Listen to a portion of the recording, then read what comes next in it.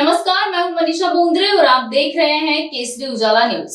नागपुर में गणेश उत्सव बड़े ही धूमधाम से मनाया जाता है, जिसके लिए पुलिस और गणपति मंडल की बैठक संपन्न हो चुकी है, जिसमें पुलिस द्वारा जारी एक प्रेस कॉन्फ्रेंस में कहा गया है कि 19 सितंबर से शुरू हो रहे 10 दिवसीय गणेश उत्सव के दौरान गणेश मंडलों के सदस्यों को होने वाली समस्याओं के संबंध में उनके साथ एक बैठक आयोजित की गई थी, जिसमें पुलिस ने गणेश मंडलों से कानून और व्यवस्था को पालन करने की अपील की है और उनकी चिंताओं पर भी ध्यान दिया है। आइए जानते हैं उन्होंने आगे और क्या कहा। आमची काल एक मोठी मीटिंग झालेली, त्याच्यात आपले म्युनिसिपल कमिशनर होते, ते तसेच जिल्हाधिकारी होते आणि आमचे सगळे वरिष्ठ अधिकारी होते। आणि ही मीटिंग जी आहे आपले गणपती मंडळचे जे पदाधिकारी आहेत ते होते, काही जे वाद्य वाजवणारे जे असतात तेही होते आणि भरपूर लोक त्या मीटिंगमध्ये होते।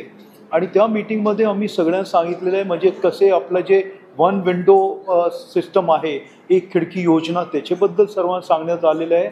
तसेच कॉर्पोरेशननी काय काय केलेलं आहे, काय व्यवस्था त्यांची राहील त्याच्याबद्दल त्यांनी सर्वांना सांगितलेलं आहे। तसेच आमच्या वतीने आम्ही जे मेन आहे आणि ती फार सरप्राइजिंग होता की त्याच्यातूनच आम्हाला सांगण्यात आला की फार मोठी आवाज असतात।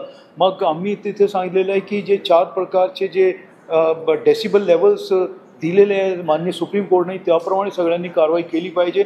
आता एक फेस्टिवल होता, त्याच्यात आम्ही एक कारवाई केलेली आहे ज्याच्यात आवाज मोठी होती।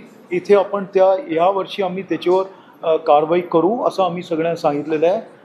आणि बाकीचे कुठे ते विसर्जन व्हायचे, काय काय व्यवस्था अजून तिथे पाहिजे ते आम्ही सांगितलेलं आहे। तसेच एक चांगलं एक सजेशन आला होता, जिल्हाधिकारी महोदयांनी सांगितलं ब्लड डोनेशन तुम्ही सगळे करा, मग तोही एक आपण यावर्षी चालू करतोय।